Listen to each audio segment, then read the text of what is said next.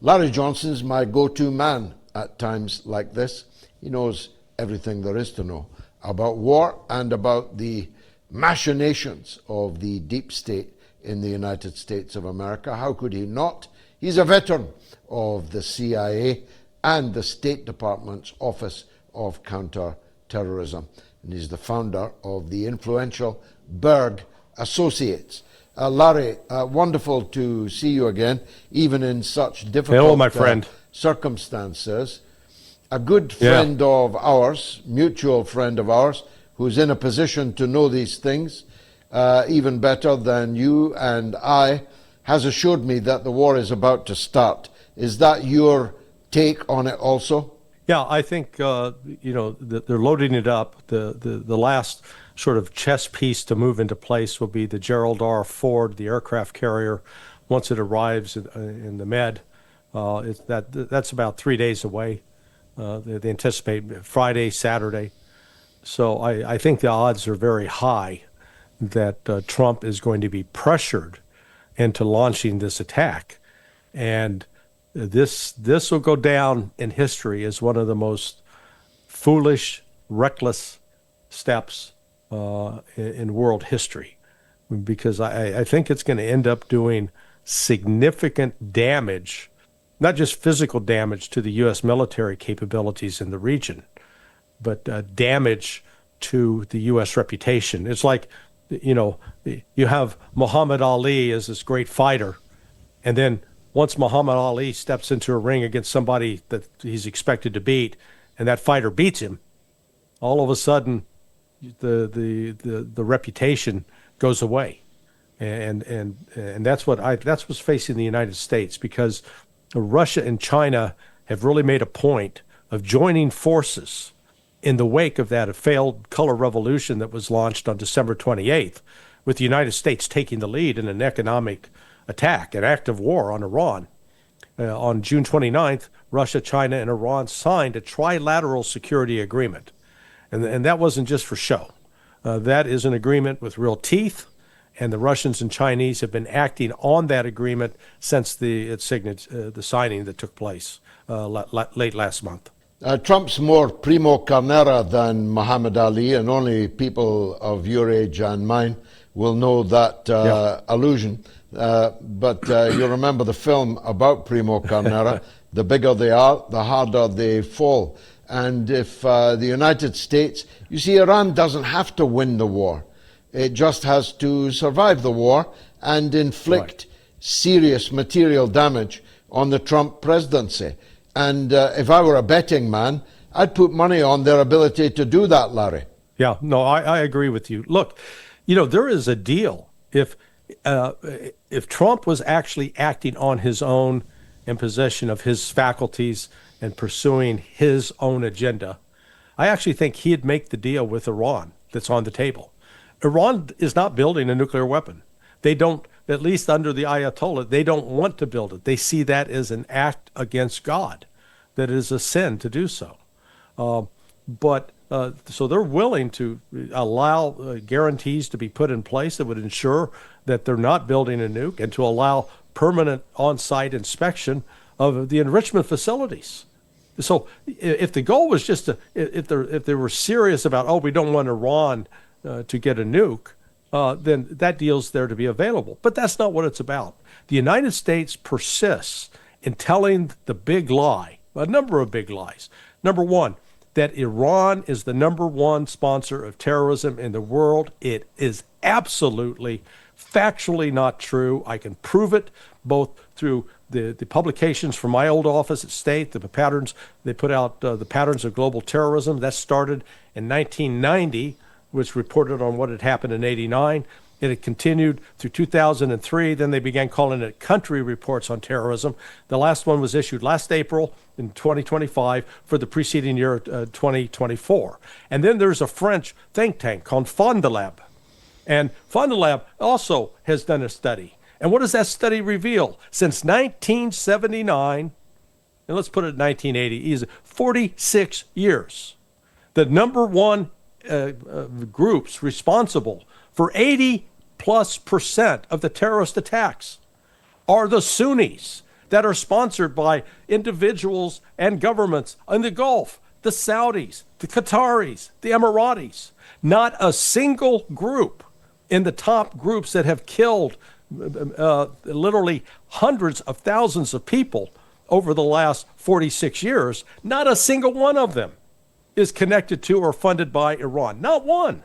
And yet they go with this lie that Iran's the number one sponsor of terrorism. It is a flagrant lie.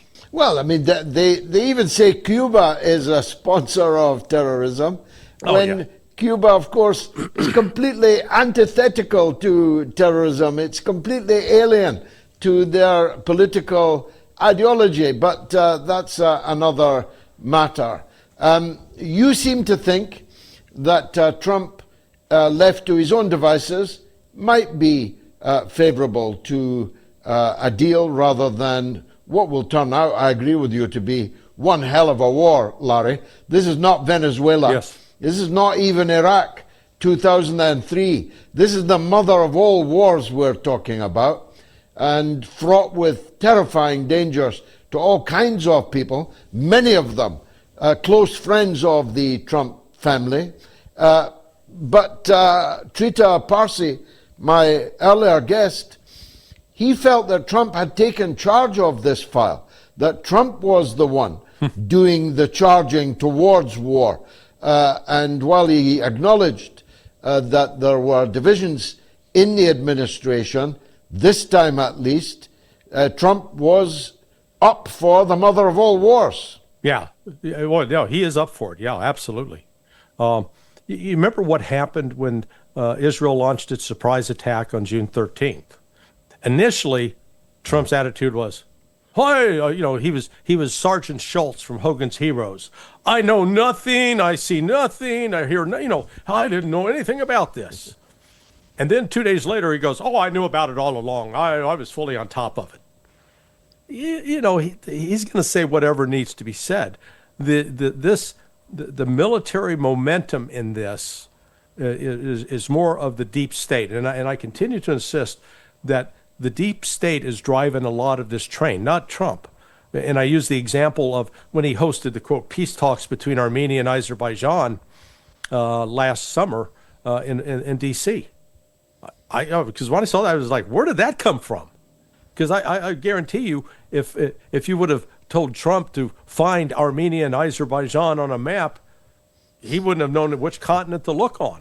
In fact, he still keeps calling it, he settled the war between Azerbaijan and Albania. And you're going, yeah, he's really on top of his geography game here. No, that was a CIA operation. And note that the CIA has an enormous presence in Armenia, a significant presence. So this is this goes into this broader plan to take out the Iranian Islamic Republic, not because it's the main source of terrorism. In fact, the real irony here is the Iranians with the Iranian Revolutionary Guard, the IRGC, they were in the forefront of fighting those radical Sunni Islamist groups, the ISIS in particular, Al Qaeda, Tahrir al-Sham, Hayat Tahrir al-Sham, whose former leader is now president of Syria. Iran was fighting these Islamic groups who, on paper, were the ones responsible for killing Americans. And yet, what's America doing? We're funding the very ones we claim that they're killing us. And we're attacking the guys who were trying to fight them. We are in, George, my friend, we're in a crazy world. Yeah, we are. We've never had a crazier one. And you and I have lived through a lot of crazy people running things in the world. God knows if we'll survive it, Larry. But going back to the kinetics, if you like, you make the point that the latest aircraft carrier to join the group is about 3 days off the coast of Israel. It can either then park itself there and try to help the anti-missile operation, or it could sail further into the Gulf, which would knock D-Day forward a few days into the following week. But it will be by the weekend in the Mediterranean. and it will be off the coast of Israel. Is Israel ready to face the inevitable consequences of this? No, they're not. And one of the other false narratives that has been pushed by both Washington and Israel is that Iran barely laid a glove on them during the 12-day war. But, the actual evidence showed that there was substantial and significant damage. And the Iranians basically pulled their punches even then. But now they've recognized that they are in an existential fight for survival. And they are approaching it that way. That's why they swallowed their pride and sought direct assistance from both Russia and China, which both are happy to provide. Right now, Russia, China, and Iran, along with India, are conducting joint naval exercises. Now, this has been an annual event, so this exercise is nothing that's just been ginned up in the last 2 weeks because of the rising tensions. It's been on the board, but it is being invested now by Russia and China with some additional participation, sending a message to the United States that Iran's not going to be in this alone. And then when you look at the array of firepower, what the United States can actually do, right now it's keeping its aircraft carrier that's in the Arabian Sea about 1,000 miles off the coast of Iran. Well, why is that relevant? Because the destroyers that are accompanying that aircraft carrier that are to provide the air defense screen, they also carry on board, there are three destroyers. Each one is carrying a load of about 56 Tomahawk cruise missiles. The only problem is the Tomahawk cruise missile can only fly 1,000 miles. So if you're 1,000 miles offshore and then you're firing a missile that can only go 1,000 miles, that means you're going to be blowing up a bunch of beachfront property, but not much else. So, and then it requires the U.S. to deliver missiles that are launched from aircraft. Well, the Chinese have now provided Iran with a three-dimensional radar system that has been fully integrated with Russia's air defense systems, S-300, S-400. And that radar system looks out about 300 miles from the border of Iran. So any stealth aircraft, and these are specifically designed to detect stealth aircraft. Any stealth aircraft, once they enter in that, is going to be detected and raises a significant odds that it'll be shot down. So the United States could be experiencing air losses like it has. The last time it experienced any significant air loss was in the campaign in Serbia, Yugoslavia, back in 1999. Now, you know Russia very well, and so let me segue to that, Larry, because I'm keen to get your expert take on what might be good news.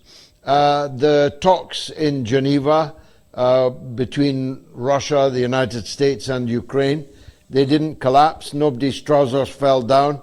They appeared to be difficult, but professional.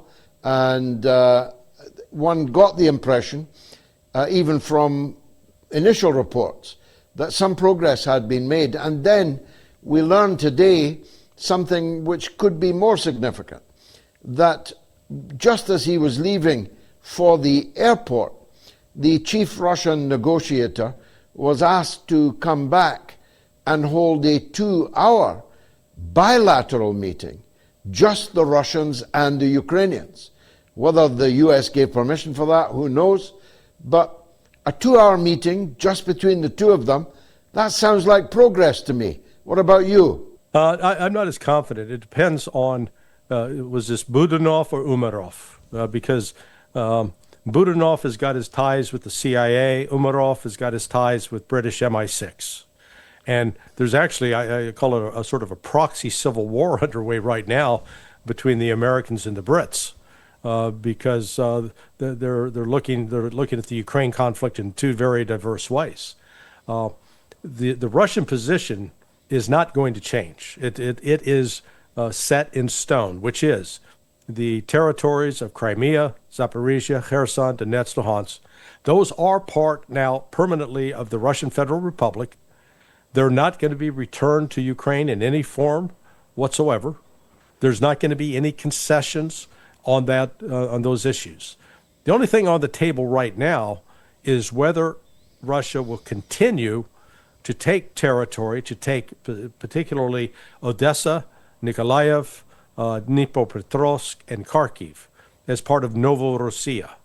Both Lavrov and Putin have spoken in recent months about Novorossiya as being, this is part of Russia.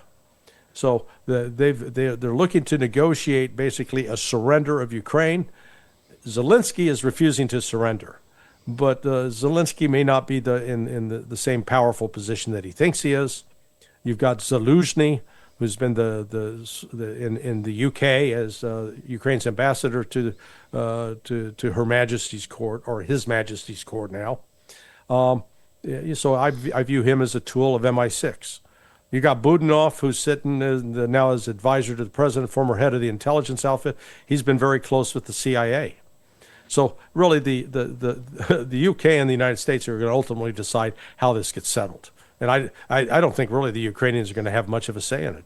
Well, the other Europeans are definitely not, which makes it all the more surprising, their reaction to Rubio's speech by telecast at the Munich conference the other day.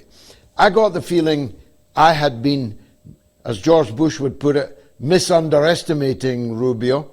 I think he's emerged as a powerful theoretician of empire, and he has a mission. And I would have thought Vance might be a bit nervous about that mission. And his mission is to relaunch the Western colonial empires, to halt the reversals of what he called communist-inspired colonial uprising. By definition, though he didn't name them, roll back the BRICS, roll back the SCO, reconquer, essentially, reconquer all the ground that has been lost since the Second World War. And the Europeans were up clapping it like seals, standing ovation. What was your reaction? Same as yours. I thought, Yogi Berra, the old catcher of the New York Yankees, used to say, "This is deja vu all over again." I mean, they've learned nothing since the collapse of the Soviet Union.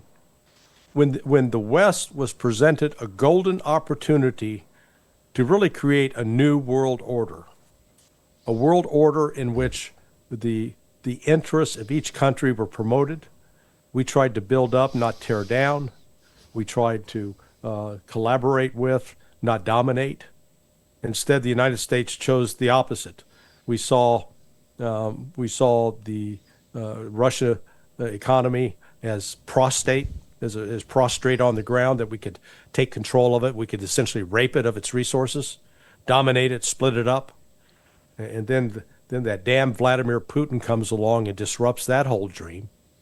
And instead go back to pitch this conflict where the United States, by being at the time, in 2000, 2001, the dominant economic player in the world, instead of using that position again to build up others, we used it to bully and to threaten and to coerce.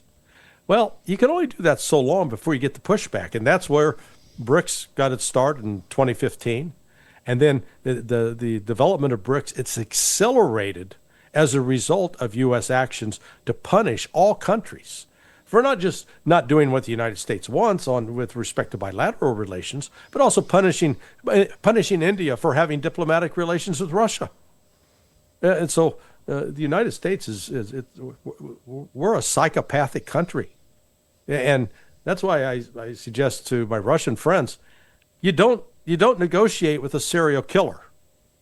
You put the serial killer down or in jail. And that's essentially what the United States is, in my view now. We've become the equivalent of a serial killer. We got 700 plus military bases, and we're getting ready to launch a military attack on the country of Iran, who has not attacked us by any stretch. They've not threatened us out of context.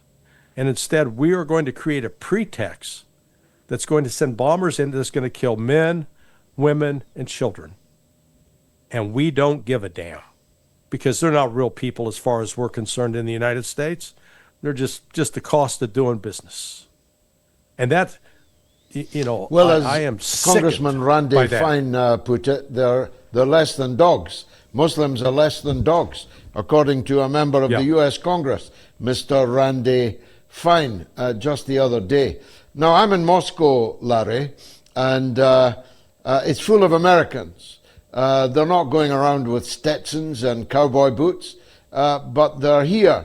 And it is reported, I think, in The Economist today, but citing Ukrainian intelligence, that Trump has lined up $400 billion worth of business for American companies and American interests here in Moscow. That's, if true, a very powerful reason for the U.S. to finish this thing. But as you put it earlier, Zelensky doesn't want to surrender. So you've got an irresistible force in Donald Trump, and you've got an immovable object in Zelensky.